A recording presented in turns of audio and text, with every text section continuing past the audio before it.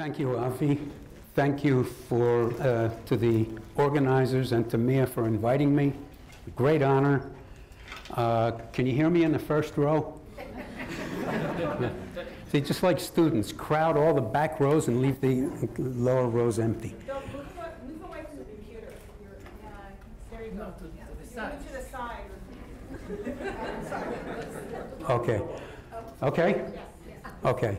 Then I am then going to take 1 minute of my limited time to share my Ben Schneider story, because I didn't know about your meeting Ben in Bar Ilan, because on that year when he was in Israel, he also visited Tel Aviv. And I got in line to have a conversation with Ben Schneider, whom, of course, Ben already had a name. It was Schneider from Michigan State University, and I'm nobody from Tel Aviv. And we're having this conversation, and I mentioned to him that I had published a year earlier in what was at that time called Organizational Behavior and Human Performance, an article based on my dissertation. And Ben said, yeah, you know, that was the best article they published in that journal last year. Now, it's been 40 years. I never asked him whether that was what he really thought. But the important thing is that he said it. And in saying it, he was one of my early Pygmalions. So what I want to say, Ben, is keep coming to Israel and talk to some of our younger people. You want me to lie to them? Okay. This topic will be different.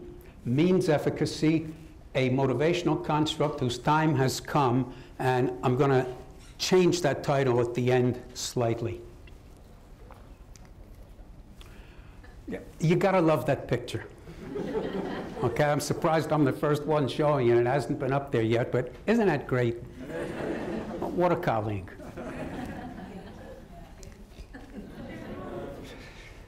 Self-efficacy, as defined by Albert Bandura, who defined it for all of us, is the individual's belief in his or her ability to mobilize the internal resources, be they physical, mental, emotional, or motivational, required to execute the courses of action necessary to perform the task successfully. Okay, universally accepted, nobody argues against that definition. Note the emphases on ability and internal resources. I submit, direct quotes from Bandura, just to emphasize it. Perceived self-efficacy refers to belief in one's capabilities to organize and execute, etc. Item content of self-efficacy scales must represent beliefs about personal abilities, must not include other characteristics. So the exclusively internal focus of Bandura's definition of self-efficacy is clear. In 1996, I made my first exposition of the topic of means efficacy, defined as the individual's belief in the utility of the external resources, means, tools, techniques that are available for producing the task. Now, notice that year, 1996, right? What's special about that year? Mia and two colleagues from Europe organized an international conference on motivation in En-Gedi. Ed was there. Simi, you were there. Ben was there. And Ben was there, and Ben was there. Avi was there.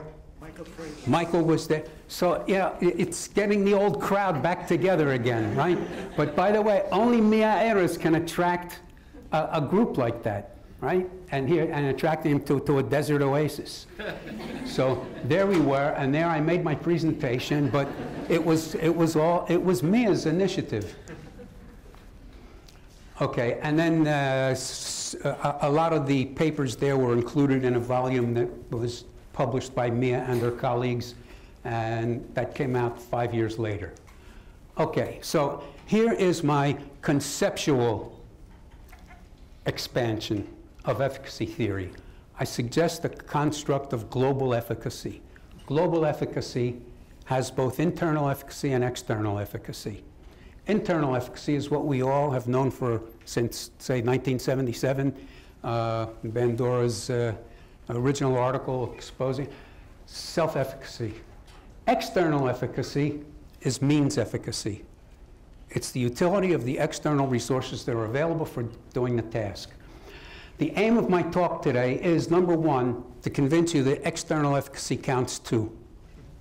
Number two, the intent is to supplement, not to supplant, self-efficacy theory and the role of self-efficacy. It's important, and that's accepted by everybody, including myself.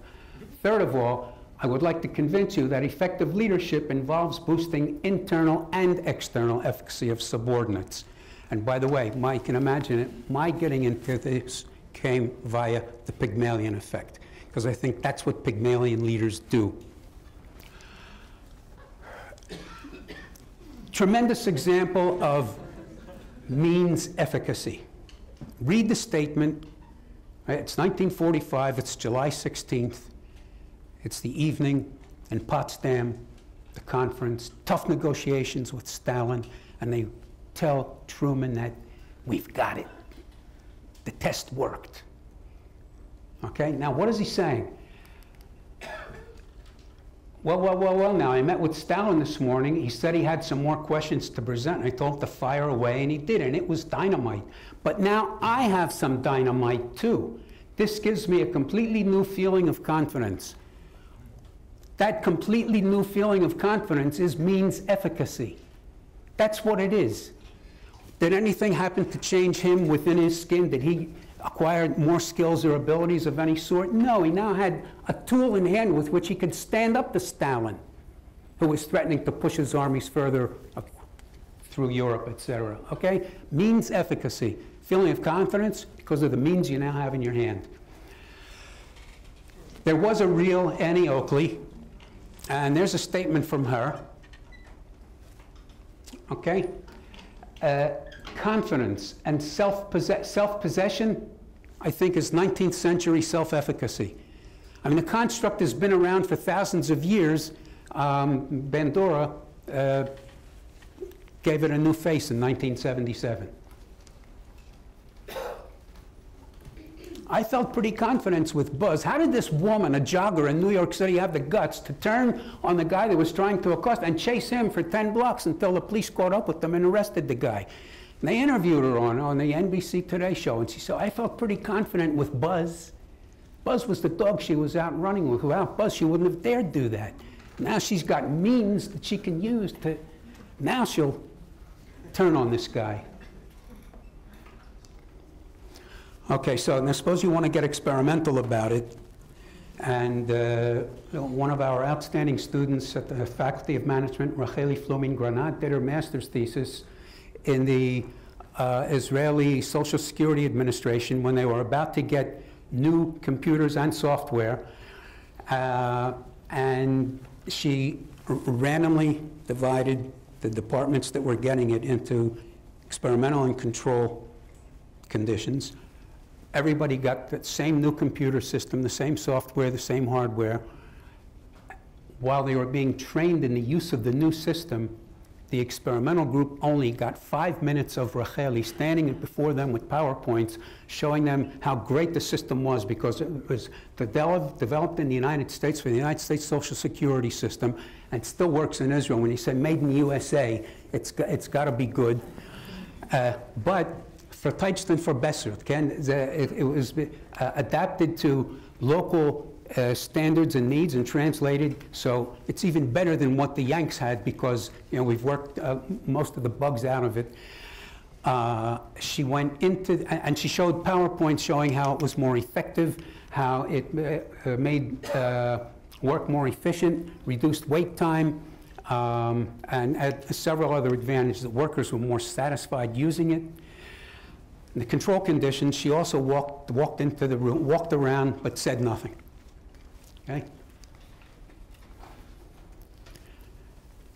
Well, I am a psychologist, right? Trained early, so what is means efficacy? It's what these items measure, folks. It is what the items measure. If you answer high on a 1 to 5 scale, you're expressing high means efficacy. If you answer low, you have low means efficacy for this particular means. Okay? The items are tailored every time because you can't have a scale to use across research because it depends on the means. Okay, now, self-efficacy in this experiment was not targeted for change, and indeed, it didn't change. Not in the experimental condition, not in the control condition. The F is for the interaction, contrasting the change in each group, in both groups. Means efficacy increased in the experimental group on a 5-point scale. That's a whopping change.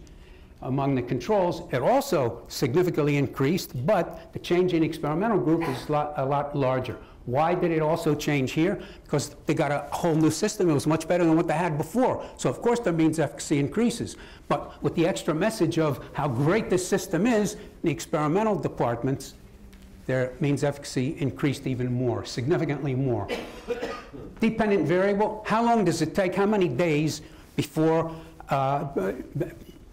pass between the time a claim is presented to the system and the money lands in the client's bank account? Okay, in days. Wonderful, right? Ratio scale, no nonsense. In the experimental group, it was almost halved. In the control group, hardly changed at all. And if that doesn't impress you as number of days and you insist on a repeated measures analysis of variance significance test, there you have it. What happened in the control group, I think, is what often happens. It's people's resistance to technological change and to putting in new systems. It took a lot longer to get it embedded in the control systems than in the experimental. Okay, so by boosting their means efficacy, performance drastically improved in the experimental group. Now, that was a small sample. We repeated it, basically the same design with introductory physics students at Tel Aviv University. They have a course website like everybody else, right? Except that after being divided into experimental control, the experimental group were told, this course site is fantastic. It was developed in the United States, and it was used in Ivy League schools, and then it spread to Stanford and Michigan, and I don't know if we mentioned Maryland or not. I hope we did. And then the London School of Economics, the Sorbonne. This is a wonderful course site, and what it can do for you is improve your learning, decrease the amount of time it takes you to learn things, help you organize your material better, get the course materials to you better. It's really terrific. The control group, they got the same course site. They didn't get that 5-minute spiel about what a great system it was. So this is how we operationalize it. Okay?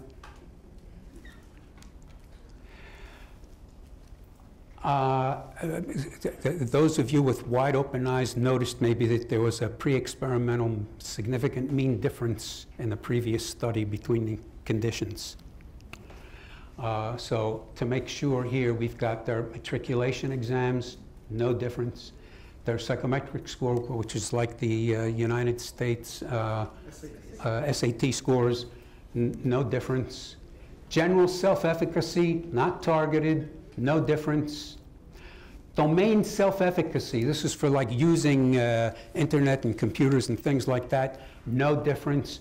Means efficacy, this refers to the course, a significant difference, which does not test any hypothesis. It's a manipulation check. So that 5-minute spiel got them to believe more in the course. Then performance. Performance, this is the Israeli system of grading on a 100-point scale. A difference of 4 to 5 points between experimental and control, significant. Course satisfaction, which we didn't expect to be targeted. We didn't target it, we didn't expect no change. So all the news is good news. What was supposed to change, changed. What wasn't supposed to change, didn't change. So again, means efficacy. And they are very clever students. And if you see their psychometric tests, they are very clever students, and you made it with them. Hey, Tel Aviv University. Of course they're clever students. Maybe not as good as the Technion students, but they're pretty good. Okay, and we wrote that up, and there it is.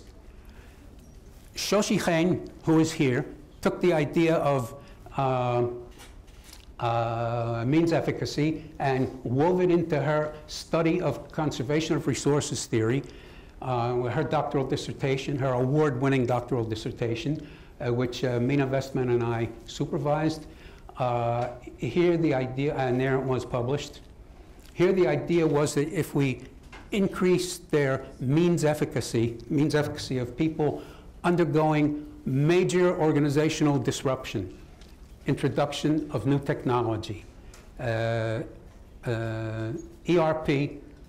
was put into the system, and as everybody knows, ERP drives you nuts at the beginning.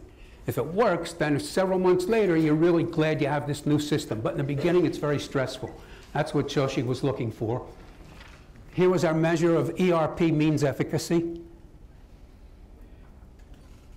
Any one of you could draw up similar items.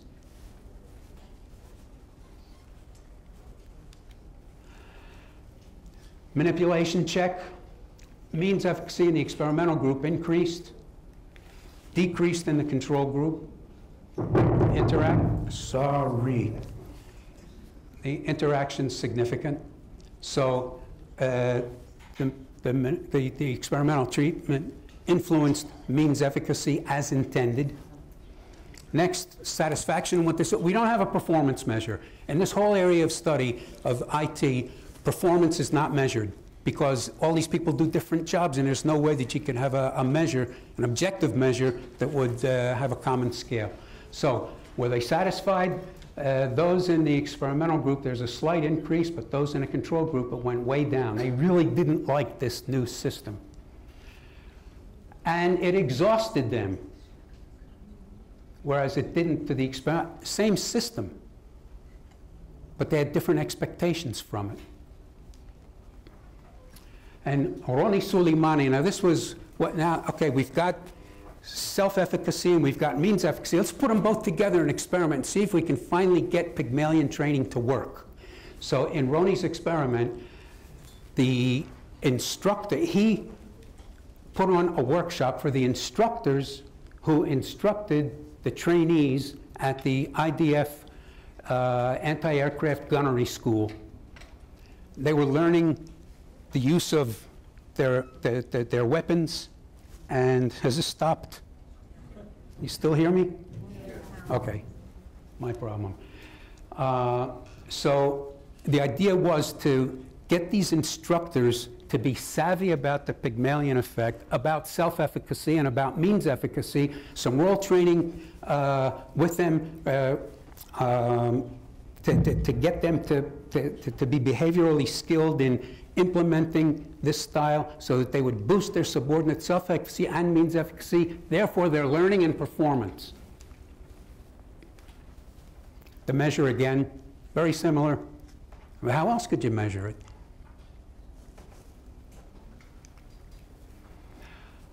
Self-efficacy, comparing experimental control. This is a one-time, and this is not a repeated measure study. Higher in the experimental group, so the instructors took the training that Roni gave them and used it with their trainees. Means efficacy, significantly higher in the experimental, among the experimental trainees than among the control trainees. Motivation, surprisingly not different, though you see almost a half a scale point there, but that did not come out significant. Means motivation, which is a measure that Roni devised to get their motivation for using it. That was significantly higher in the experimental group than in the control group. And they had a written test and a performance test, a practical test. The practical test wasn't shooting down aircraft, but it was simulated practice. And in both of those in the experimental condition outperformed those in the control condition significantly. And again, it's 5-6 points on a 100-point scale. Okay, so getting them to believe that the system they were being trained on was effective, they learned it better and used it more effectively, or were more motivated to use it. An assortment of chapters. I think 4 of these are dissertations, some chapters, papers, articles on means efficacy to date. So these are chronological.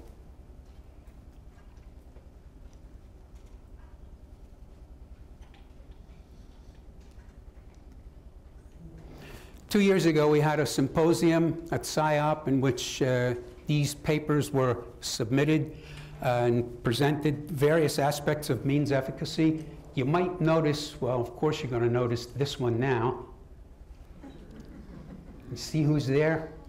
That's our Mia Erez, who in her study showed the relationship between the extent to which people believed that a course that they were taking would help them find reemployment and their actual finding reemployment.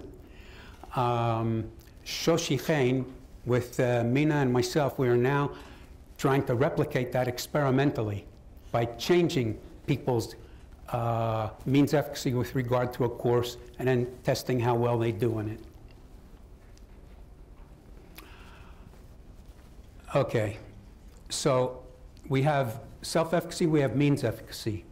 I submit now an additional construct, circumstantial efficacy.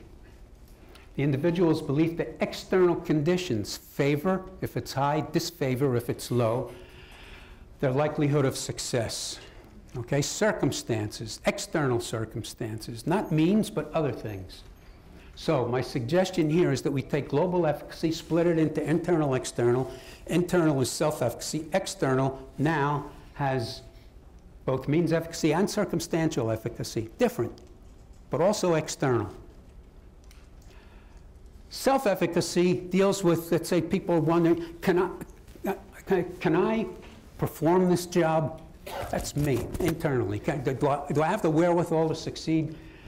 Means efficacy would be, are they going to provide the tools I need to succeed at this job? Circumstantial efficacy, different from both of those, would be something like, who else is applying for this job? How many of them are there? What's the selection ratio? How qualified are the other people competing with me to get this job? That's not my skill. That's external circumstances and how I perceive them. Okay, a big one from day-to-day life is home court advantage in sports, right? A lot of teams just hate to go away. They like to play in their home court. Okay, now there's very little objective about that, but it's something that gets into people's head. He says it better than I do, Mike Peterson. Travel gets into people's heads sometimes. It becomes a psychological deal. You hear all this stuff about, well, the routine has been interrupted, or like, we got to accept the challenge of going on the road. How many times have you ever heard teams talk about going on the road as a positive thing? You don't hear guys ever saying, okay, a road trip. It's like you're set up for failure. That's why you've got to be strong and ignore all that stuff. And to me, what he's saying is you've got to maintain your high circumstantial efficacy. Don't let low circumstantial efficacy take hold. It'll ruin your motivation and ruin your game. Karen Steering, another one of our outstanding master students at Tel Aviv University, took this idea to elementary school children playing a game. First, hypotheses. I got ahead of myself with the game. We hypothesized that enhancing circumstantial efficacy boosts performance. Why? Social cognitive theory. Bandura might not like what I'm saying, but it's consistent with his theory. And it also is consistent with what I presented starting in 1996. Two, we tested the hypothesis that frame was a moderator. Frame being whether you tell people in a competition that they have an advantage or that they have a disadvantage. Might be different. So whether you frame it as an advantage or a disadvantage, you'll see in a minute what I mean.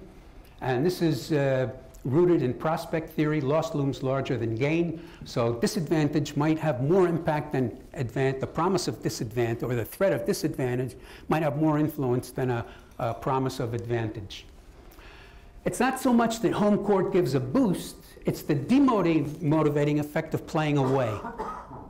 Okay, the disadvantage weighs heavier than the advantage.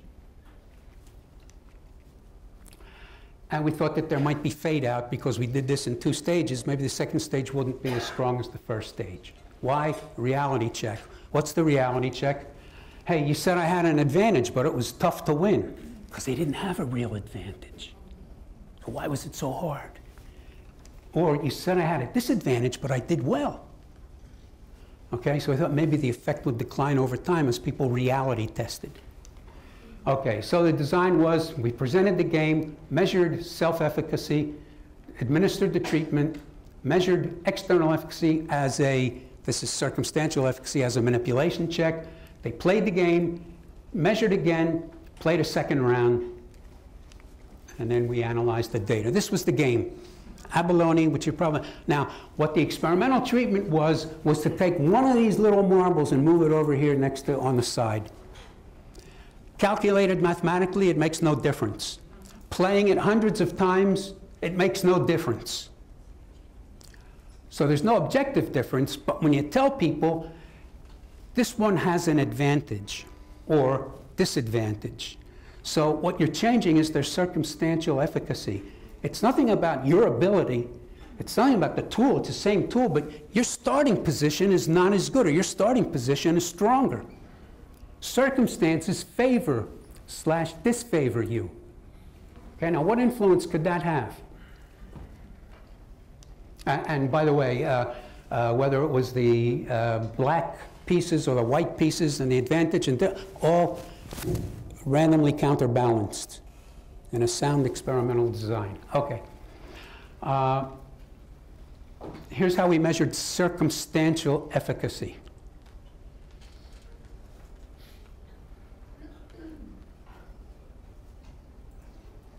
So it's all about what you believe about your starting point. Notice self-efficacy is always about belief. It's belief in your own ability, it's belief in the tools, it's belief in circumstances. It's your belief, not necessarily true. Okay? And you're not seeing there how wonderfully reliable the scale was. Okay, the results. Had there been no impact of the experimental treatment, the likelihood of winning and losing would have been 0.50. Okay? But, as it was, the average proportion of games in which the so-called advantaged player won was 0.64. Significantly higher than 0.50, the null hypothesis. Isn't it wonderful when you can test your major hypothesis with contrasting the difference between proportions and using a chi-square? Gotta love it. Okay. Oops. 64 versus 30. So look at the size of this. It means believing that circumstances give you an edge nearly doubles your likelihood of succeeding. The converse, it's also 36 versus 64. Believing that circumstances put you at a disadvantage nearly halves your likelihood of succeeding. Wow. Okay, keep your eye on that 0.64. Got it? There it is. So, if we look at advantage versus disadvantage as a frame, the disadvantage frame was stronger. 0.69 over both occasions versus 0.59. So it's going away detracts from your performance more than staying at home improves your performance. Okay, it's thinking you have a disadvantage harms you more than thinking that you have an advantage helps you. And we do get fading over time. Round 1, it was 0.68 compared to 0.50. It reduced to 0.60, still significant, but a weaker effect. Now, we remeasured internal and external efficacy. This is manipulation check. Those that thought they had an advantage scored much higher on circumstantial efficacy than those that thought they had a disadvantage. And internal efficacy was not different. It wasn't intended to be different, it wasn't targeted to be different, and it wasn't different. Self-efficacy does not explain means efficacy or circumstantial efficacy or external efficacy. It's just different constructs. Sorry.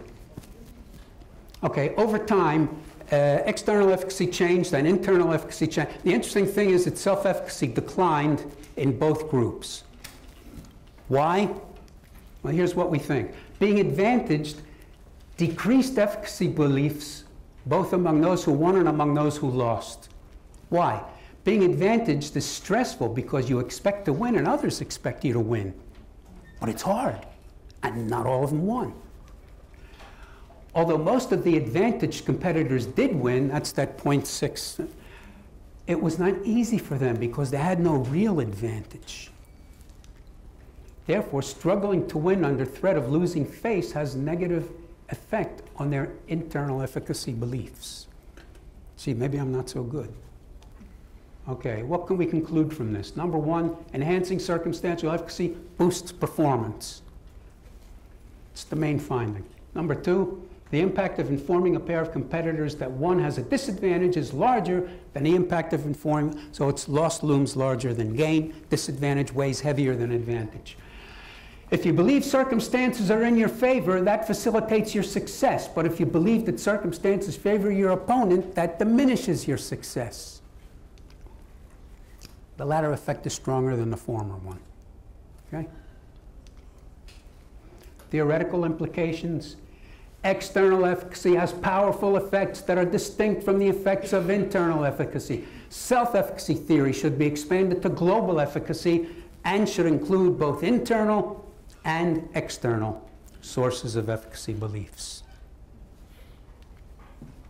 I get emotional and raise my voice and get dramatic about it because so few people agree. Thank you.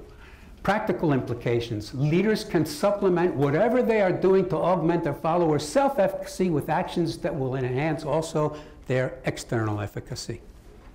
That's what Pygmalion leaders do. Strengthening followers' belief in the utility of the available tools and in the favorability of the circumstances in which they are operating will boost their expectations for success, boost their motivation, their effort, and they will perform better. For the future, are there additional kinds of external efficacy? We've got means and circumstances. Can anybody construct some additional? What happens on the third, fourth, or fifth rounds? We don't know. The game was played in 2 rounds. We don't know what would have happened in future rounds. Whoops. What happens when we enhance internal and external efficacy? So this is my wet dream experiment. I haven't had the chance to do it yet. It's to raise both, to have a 2x2, self-efficacy boosted versus control, means efficacy boosted versus control, and have a group with both. How do they interact? Do they supplement one another? Do they interfere with one another? I don't know, it hasn't been done. People out there looking for something to do? Finally, what more do we have to do to get hard-line self-efficacy researchers, Ed, to appreciate external efficacy? Don't answer. You said that. Okay, fine. I end up with a quote that's not something I said, it's something that Fred Willumwa, Bruce Avolio, and Wu Zhu said in their Personnel Psych article a couple years ago. They've started to integrate external efficacy into their leadership theory. They've got several studies of it. And all I have to add to that is, finally, I changed the title from the colon after means efficacy, colon, a motivation. That means efficacy is a motivational construct whose time has come. Do some external efficacy research.